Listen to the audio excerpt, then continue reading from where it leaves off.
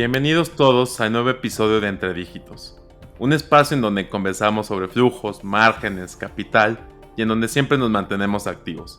Yo soy su host Jorge Sánchez Nava de Tribal, sean ustedes bienvenidos. El día de hoy nos acompaña Julián Melo, CEO de Ubits. Cuenta con experiencia en roles educativos como profesor universitario y consultor de múltiples empresas.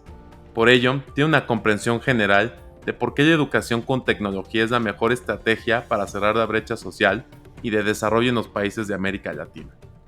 Actualmente es el CEO de Ubits, empresa de EdTech de rápido crecimiento en la formación corporativa en América Latina, con estudiantes en más de 10 países de la región, con operaciones en México, Colombia, Perú, Chile, Ecuador y América Central.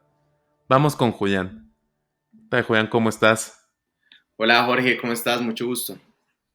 Un gusto, bienvenido y muchas gracias por tu tiempo. A ti, muchas gracias por la invitación. Perfecto. Oye, pues para comenzar, cuéntanos un poco acerca de tu trayectoria. Bueno, realmente a mí siempre me han apasionado dos cosas, la tecnología y la educación. Atado a emprender, entonces siempre he estado como creando compañías, trabajando muy de cerca, como mencionaste ahorita, siendo profesor. Siempre fue mi pasión dar, o sea, hacer como give back de Ujú. educación que ha recibido y también un poco mi visión del mundo estaba asociada a que realmente transformar la sociedad tiene que ver con tener oportunidades y la educación es una de las principales oportunidades que toda persona debe tener para poder crecer y poder desarrollarse y poder tener un buen estilo de vida y poder darle lo que quieres dar a tus hijos. Sí, de acuerdo. Eh, entonces siempre estuve muy conectado con esto y esa pasión fue la que pues, nos llevó junto con mi socia Marta a cofundar Ubits con el propósito de democratizar entrenamiento de alta calidad y llevarlo a todos los profesionales en habla hispana y eso es lo que hacemos hoy en día. Wow, muy bien, muchas gracias. Oye, cuéntanos un poquito de tu día a día en Nubits. ¿Qué es lo que más disfrutas de tu trabajo? ¿Qué es lo que más te gusta? Bueno, primero un día a día en Ubits es muy dinámico, hay mucha velocidad y siempre hay como tres, cuatro cosas que pasan todos los días. Uno, se celebran los logros, entonces, Ok. independientemente de qué área, de dónde o de qué área, de qué equipo vengan, pero para darte un ejemplo, nosotros tenemos un grupo que se llama Bateadores y es donde se cantan como Ok. los home runs que hacemos, que cada vez que se cierra un cliente se canta y se celebra. Si un cliente chiquito, Wow. mediano, grande, y todo el mundo, y como que todo el mundo te aplaude y todo el mundo te reconoce y eso genera una dinámica también como de triunfo y celebramos las cosas grandes, pequeñas, medianas, porque esto nos lleva al objetivo que queremos. Entonces, eso es algo muy bonito y muy chévere que tiene nuestra cultura. Dos, también es una cultura que eh, es muy orientada al feedback rápido, ágil y también feedback franco. Entonces, si haces algo que no está muy bien, alguien muy rápidamente te va a dar un feedback, pero también la gente pide mucho feedback, entonces hay un feedback constante. Y esto lo introdujimos dentro de la cultura como uno de nuestros valores, que es transparencia. Y la conclusión o sea, ¿por qué llegamos a esto? Es porque si tú das feedback a una velocidad muy rápida, hagas algo muy bueno, hagas algo regular o hagas algo muy malo, vas a aprender a un ritmo mucho más rápido. Eso también lo que nos permite es Claro. como organización ser muchísimo más ágiles de saber si estamos haciendo las cosas bien o mal. Tercero, se habla mucho, pero mucho de educación.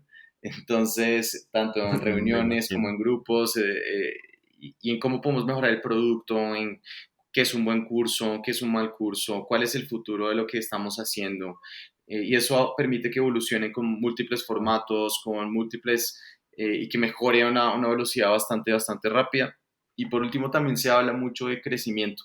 Entonces, ¿cuál va a ser nuestro nuevo mercado? ¿Cómo mejoramos esto y esto para nuestros clientes para que puedan seguir creciendo con nosotros?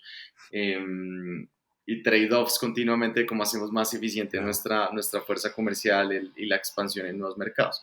Entonces, ese es como lo típico en Ubits en general. Ahora, de mi día a día, ¿qué es lo que más me gusta? ¿O por qué me gusta Ubits y mi trabajo?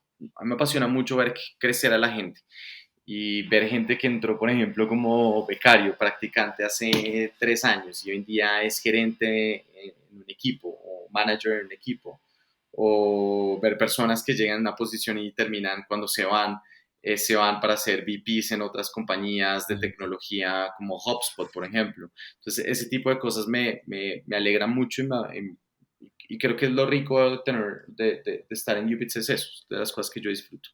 Y por último, sentir que trabajo con gente muy comprometida, o sea que yo creo que no hay, cuando contratamos, y esto lo empezamos a hacer desde muy temprano, cuando éramos muy chiquitos, equipo de 3 4 5 personas, era yo quiero trabajar con alguien con el que vaya a compartir la gran mayoría de mi tiempo, es alguien con el que debo poder ser casi que tener una relación de amistad porque pues, vamos a vivir muchas experiencias juntos, subidas, bajadas y me gusta sentir que trabajo con gente que son amigos. Eso es de las cosas que yo disfruto. Creo que acabas de mencionar algo súper importante, ¿no? Pasamos mucho tiempo conviviendo con la gente del trabajo. Entonces creo que la mejor forma es esa forma de pensar que tienes de, ok, si voy a compartir tanto tiempo con él, el interés de volverlo una amistad para que fluya mucho más sencillo y sea, pues no sé si más pasajero para todos, pero me parece fenomenal. Sí, y además, y muchas veces, o sea, te tiene que caer muy bien, ¿sí? Porque de Sí, verdad, tienes que disfrutar, pasar mucho tiempo con esta persona, porque vas a tener momentos que son, o sea, de depresión y de tristeza y momentos también sí, muy alegres y compartir eso. Y cuando uno se pone a pensar y te dices, no, pero es que eso no es ser profesional, cuando tú eres profesional tienes que dejar de un lado lo que crees de esta persona para poder dedicar solo el plano profesional. La realidad es que el plano profesional no existe, el plano, somos humanos, nos relacionamos y diferenciar esas dos cosas, sí, lo puedes hacer un esfuerzo, pero no vas a estar dando el máximo potencial que tú tienes claro. en la relación con el objetivo que tiene la compañía. Entonces, eso creo que hace una gran diferencia cuando tú contratas y cuando estás armando una startup y un equipo. Sí, de acuerdo. Es difícil quitar la parte emocional, ¿no? De las personas, porque al final no siempre todo te va a salir bien. Entonces ahí creo que es donde entra esa parte humana que mencionas, de el apoyo, esta camaradería, ¿no? De entre colegas. Por más que seas profesional, sí creo que esa parte humana, pues es muy complicado de quitar y no siento que haya de quitarse, ¿no? Es parte de la asertividad. Uh -huh. Oye, recientemente levantaron una ronda de inversión. ¿Cuáles consideras que son los principales retos a los que se enfrentaron y por qué? Levantar siempre es difícil y en nuestro contexto, nosotros somos una EdTech en Latinoamérica. Entonces, bueno, Latinoamérica, pues típicamente nunca ha sido lo más hot. Yo creo que hemos visto Ujú. los últimos 2 años donde pasaron cosas extraordinarias, muchos fondos, mucho capital. Sí, Y lo otro es que estamos en educación. Entonces, educación es lo menos, no es la niña bonita, las inversiones, no es hot, no es sexy, no es nada. ¿Sí? Entonces, es difícil, muy difícil levantar cuando estás en esta industria. A nosotros nos ha tocado recorrer un camino largo en fundraising. Empezamos a hacer fundraising por ahí en 2018, mediados, comienzos del 2019. Y la mayoría de los inversionistas que tenemos es la primera inversión que hacen en Latinoamérica o es la primera inversión que hacen en educación. Entonces, no sé, bien. uno de nuestros inversionistas es Stanford University y hizo su primera inversión en Latinoamérica, en UBITS, o Owl Ventures, que es el fondo más grande del mundo en educación, en EdTechs, y hizo su primera inversión en la TAM, en UBITS. Entonces, ha sido siempre muy retador, ha sido siempre muy difícil. Hoy en día, Claro. pues, tenemos un buen respaldo y eso nos ha ayudado. Y obviamente tienes que soportar eso con números porque la exigencia es el doble. Tienes que Sí, demostrar mucha más total. eficiencia, mucho más crecimiento, un producto Sí. muchísimo mejor y más competitivo. Eh, entonces no ha sido sencillo, pero yo creo que eso nos ha ayudado a ser siempre conscientes de crecer sosteniblemente. Hoy en día, un poco lo que estamos viviendo en el contexto de estas semanas mientras estamos grabando este podcast es la crisis de las startups donde estamos viendo despidos masivos de muchas compañías Sí, y mucho de esto es porque hay compañías que se fondearon muy bien pero que no son negocios rentables, que no son negocios eficientes, que sus unit economics no son buenos, que no tienen el producto necesario para poder operar y poder crecer en el mercado. Entonces, creo que nosotros, como no tuvimos el beneficio de poder levantar a buenos términos o de poder levantar muy fácil, pues nos tocó muy duro, pero creo que al final de eso se trata una startup. Tienes que crear un negocio, tienes que crear un negocio claro. rentable y eficiente en el largo plazo. Entonces, esa ha sido un poquito nuestra experiencia levantando capital. Comparto contigo, creo que muchos no ven esta parte, hay que levantar capital, pero no nada más es levantar porque sí, como dices, incluye una parte muy importante del negocio y es convertirlo realmente en un negocio. Ya tienes el capital, ahora haz que funcione, ¿no? Justo hacia allá va mi siguiente pregunta. ¿Cuáles son tus planes ahora que cuentan con mayores recursos? Bueno, desde el producto estamos pasando a ser una plataforma de cursos, a ser el hub de aprendizaje para las compañías de habla hispana. Entonces estamos dando un salto muy grande en la definición de nuestro producto y cómo nos volvemos el lugar donde las compañías encuentran todo lo que necesitan para entrenar a sus empleados de forma online, desde cursos cortos, programas avanzados, micro-credentials certificados por las principales universidades del mundo, clases en vivo, charlas de formatos como TED Talks, que hoy en día ya dentro de nuestro catálogo Sí. está TED, diferentes pues, personalidades como Simon Sinek, como Adam Grant, como Bill Gates. Y esto lo que nos va a empujar es a tener un producto mucho más pertinente para todas las compañías y donde está enfocado en cómo mejoramos la experiencia de aprendizaje. Hay gente que aprende Claro. mejor leyendo, hay gente que aprende mejor escuchando un podcast o un Exacto. audiolibro. Otros les gusta ver una conferencia de un speaker a nivel global en su tema. Entonces, ese es como nuestro foco, donde todo está en la misma tecnología, donde la puedes integrar a otras soluciones dentro de la empresa. Y eso es de lo que trata el hub de aprendizaje de Ubits. Entonces, Claro. ese es el primer reto. El segundo, posiblemente el próximo año vamos a Brasil y posiblemente en un par de años más estaremos con una operación mucho más grande en Europa. Ahorita estamos lanzando España.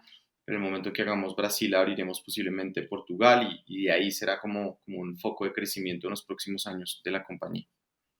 Ya empieza a moverte un poquito fuera de Latinoamérica, que es lo interesante. Así es. Oye, desde tu punto de vista, ¿qué factores deben considerar las empresas que buscan tener presencia en otros países? Yo creo que el más importante es, ¿vale la pena ir a ese mercado o no? Hoy en día, por lo que, como se está moviendo el ecosistema, todo el mundo te dice, tienes que ser Ujú. regional, no puedes arrancar con una mentalidad de chico, tienes que en el momento cero abrir dos, tres operaciones, y la realidad es que eso es muy falso. La realidad es que lo que valora más un fondo, un VC, es pues crecimiento, a qué velocidad estás creciendo, ¿sí? Entonces, a qué eficiencia estás creciendo, ¿sí? Sí, claro. Tus clientes son clientes que se van a quedar por mucho tiempo o solo firmaste un año, pero después te van a hacer churn o se van a ir o a los 3 meses te van a dejar. Claro. Estás creando un buen producto que realmente suple la necesidad que existe en el mercado y es muy curioso porque todos los fundamentales de un negocio, de una startup buena, se están perdiendo, donde pues quema plata, abre sociedades, entra en diferentes mercados, juega a vender en diferentes sitios, expandí, ahora contraté, tengo empleados en no sé cuántas geografías. Eso creo que no es la lógica de un negocio real, de una startup de verdad. Entonces, lo primero es, ¿necesito ir a otro mercado o no? Y Claro. posiblemente la mejor estrategia es ser muy fuerte en un país y en el momento en el que eres el líder del mercado en ese país, puedes entrar mucho más fácil en otros mercados, ¿sí? Entonces, creo que lo primero es el foco. Ahora, segundo, Sí. ya tomaste la decisión, vas a ir, el mercado en el que estás funciona muy bien, o es necesario porque sí necesitas dar un salto a un mercado específico para hacer mejor lo que hoy en día haces. Entonces, el factor cultural es muy importante, es desde cómo, qué es un buen talento en este país, ¿sí? Cómo identificas un buen talento, contratar. A veces las startups contratan por contratar y hoy te entrevistan, mañana te ofertan. Yo creo que para contratar tienes que entender culturalmente bien y hacer mejores procesos de selección. Y una vez empiezas a contratar, armar un equipo muy competitivo y mientras haces eso, entender cuál es la cultura de compra. Uno creería que Latinoamérica, por ejemplo, la cultura de compra es muy parecida, es muy similar, somos latinos, hablamos español. La realidad es que no, vender en México es muy diferente, Sí. vender en Colombia es muy distinto a vender en Chile, es muy distinto a vender en Perú. Y entender eso no es sencillo y tienes que, pues, nutrirte primero de gente que haya vendido en todos los países para que me dé un contexto y luego Claro. entender gente que ya opera, vende allá, que fueron de afuera a vender a ese país para saber cómo es el proceso de compra, porque al final pues, vas a vender. Seas B2C, seas B2B, tienes que entender la Claro, lógica y la cultura de la compra. Y yo creo que lo otro es entender bien los competidores, contra quién te vas a enfrentar, cómo te vas a diferenciar en ese mercado. Lo que te diferenció en el mercado en el que estás no necesariamente va a ser lo mismo, porque posiblemente hay jugadores distintos en ese mercado. claro. Mm, otra cosa que no siempre se piensa bien eh, es cómo esto va a afectar al resto de la compañía. Y te doy un ejemplo, tú operas en México y mañana decides vas a abrir a Brasil. Un mercado mucho más Ok. grande, una oportunidad muy interesante, tienes capital, todo eso fine. Además un buen equipo, etcétera. Tu compañía, ¿cuál va a ser? ¿En qué idioma va a hablar la empresa? Si va a estar en Brasil, pues te toca hablar todo el mundo en inglés. Todo el mundo habla inglés dentro de la compañía, dentro del equipo que tienes. Ese se volvió un Ujú. issue que pareciera trivial, pero no lo es muy complejo, ¿sí? Sí, Dos, Brasil, por ejemplo, tiene, o sea, entrar, constituirse, operar, la contabilidad, o sea, todos estos temas es son muy complejo. complejos. Entonces, tu CFO, ¿cuánto tiempo tiene ahora que invertir en Brasil así no hayas vendido un peso? ¿Sí? ¿Cuánto porcentaje de su tiempo tiene que estar invertido en Brasil? ¿El 30%, el 40% de su tiempo? Entonces le estás quitando al mercado donde estás Claro. creciendo, donde eres bueno, donde posiblemente eres rentable, a apostarle a un mercado donde no tienes nada y vas a empezar a quemar mucho dinero y tiempo de la persona. Entonces el 30%, 40% de tu CFO va a estar allá. De tu jefe de ventas o de tu líder de ventas, ¿qué porcentaje va a estar Ujú. pensando en Brasil, hablando en inglés para que otra persona en inglés traduzca a un vendedor en portugués y más o menos el mensaje quede poco claro?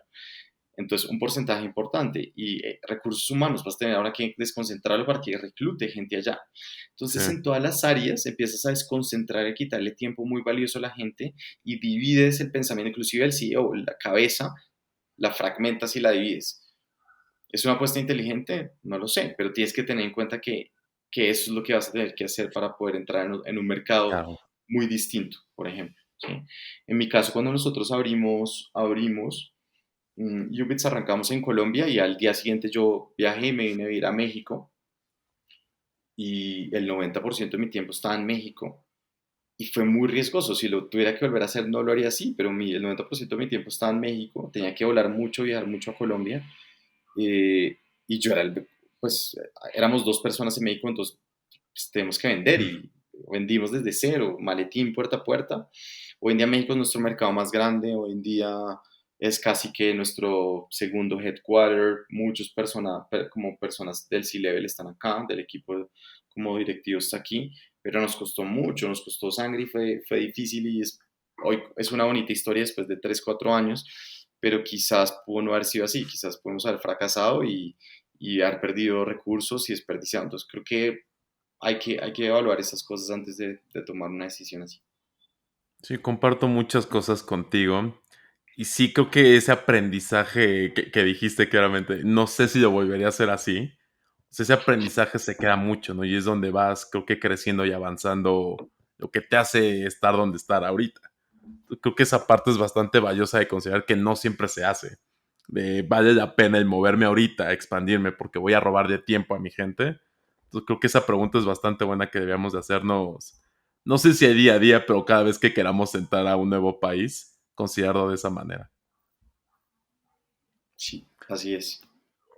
Sabemos el auge de educación en línea, pero ¿qué tan grande es el mercado en México y Latam? ¿Cuál es su potencial? Mira, hoy en día en Latinoamérica hay 300 millones de personas que necesitan hacer un proceso de upskilling.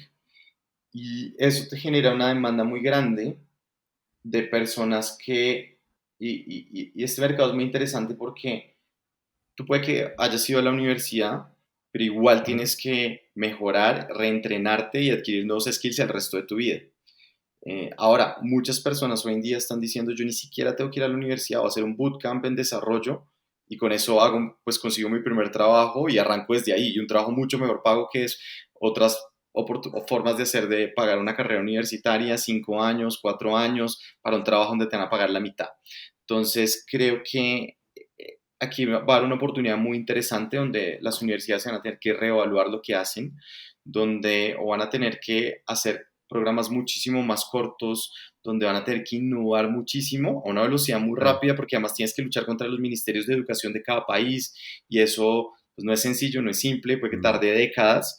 Entonces creo que van a perder mucho la competitividad y la forma de poder seguir siendo vigentes es conectándose con EdTechs, ¿sí? Y trabajando en conjunto. Creo que eso es un poco la dinámica que va a pasar. Nosotros hoy en día Sí. tenemos alianzas con las principales universidades de la región, estamos creando productos, co-creando formatos, contenidos, programas, pero sin duda creo que va a ser un reto grande. El mercado está, el mercado existe, evoluciona también muy rápido. Luego creo que la tecnología va a ser fundamental en, en, en atender estas Sí, necesidades que claro. existen hoy en día. También mencionas lo de las universidades. Yo creo que tienen esa complejidad y más en Latinoamérica, ¿no? Que, bueno, normalmente siempre ibas a tus 4 o 5 años de carrera y esperar terminar esos 5 años para hacer un posgrado, graduarte y ahora sí arrancar tu vida laboral, ¿no? Como dices, sí, ya creo que este tipo de empresas vienen a romper ese paradigma, ¿eh?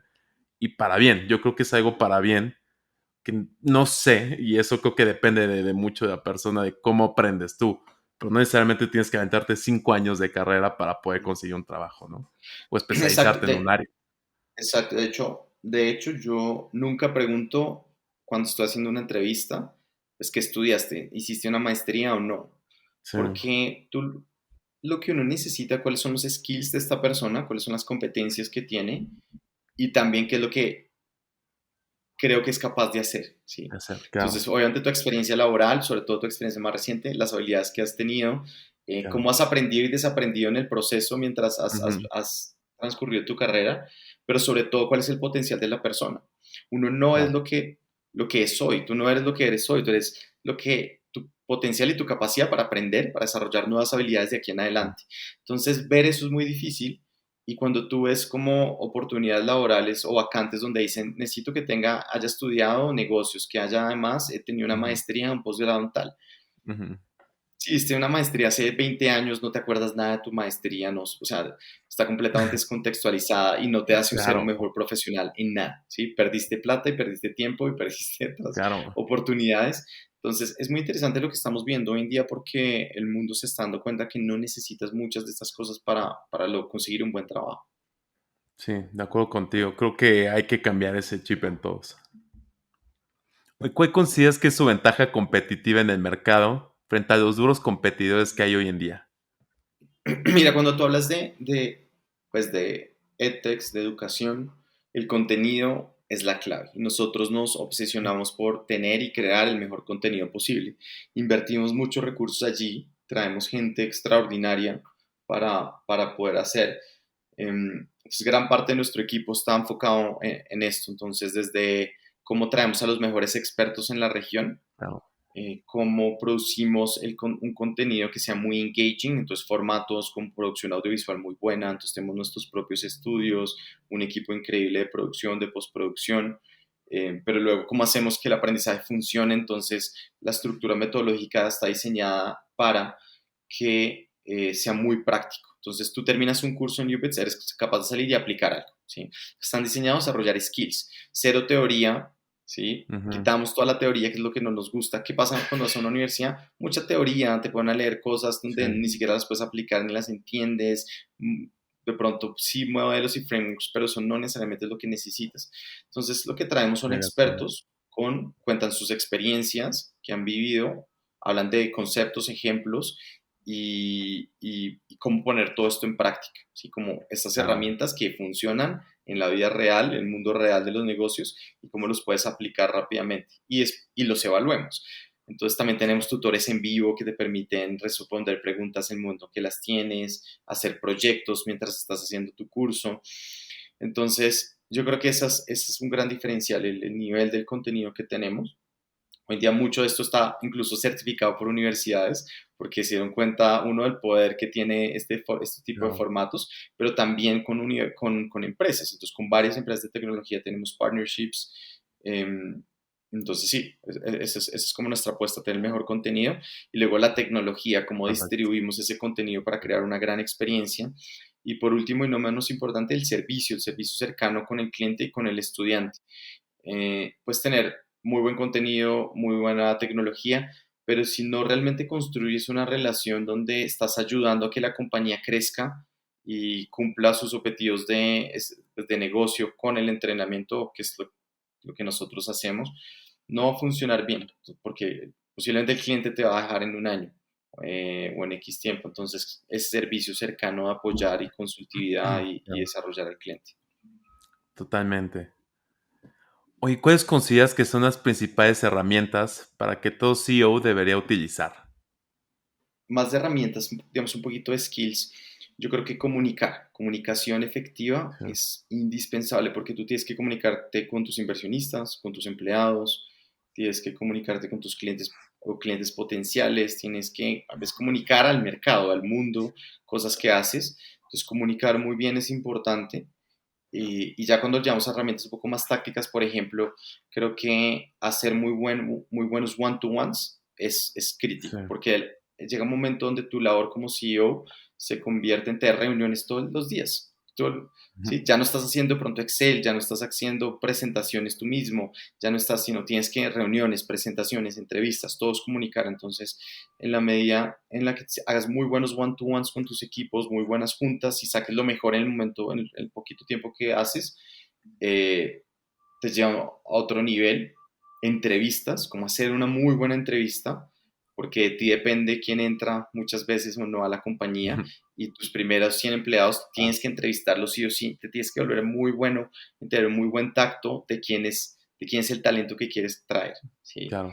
Em, Justo va parte de mi siguiente pregunta es justo por ahí. ¿Por qué es importante la cultura organizacional para un CEO desde tu punto de vista?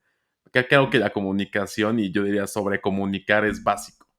Para ti, ¿qué es esto? ¿No? De qué tan importante puede llegar a ser la cultura organizacional. la cultura es determinante. Ben Horowitz dice que tiene una frase muy chévere que me gusta mucho y es what you do is who you are. Entonces, lo que tú haces es lo que tú eres y una cultura es lo que la gente hace todos los días, cómo toma decisiones, cómo se comporta, cómo se relaciona, cómo habla con clientes, cómo habla con proveedores. Eh, Eso es la cultura, ¿sí? Eso es cómo se comporta la Sí, gente y qué hace la gente todos los días. Y eso es lo que te define también como compañía. Entonces uno podría decir que la cultura es la compañía, ¿sí? Luego es sí, lo que uno tiene que preservar, porque tú puedes tener, yo creo que si tú tienes un gran producto, tienes una gran distribución y equipo comercial, tienes una oportunidad muy grande de mercado y un mercado que te jala sí, y te demanda, yo creo que puedes no necesitar una buena cultura, ¿sí? Pero la realidad es que tú a veces estás pivoteando de mercado, la realidad es que a veces no tienes los fondos suficientes, la sí, realidad es que a veces no has hecho buen fit to the market, no tienes un equipo comercial muy eficiente y si no tienes una cultura buena, la compañía no va a funcionar. Entonces, la base de todo es crear una buena cultura. Si tienes una buena cultura, de en adelante todo va a funcionar mejor. Vas a poder crear un producto mucho más rápido, vas a poder adaptarte al mercado más fácil. Vas a poder tener un equipo que pueda operar mientras sales a buscar claro. capital.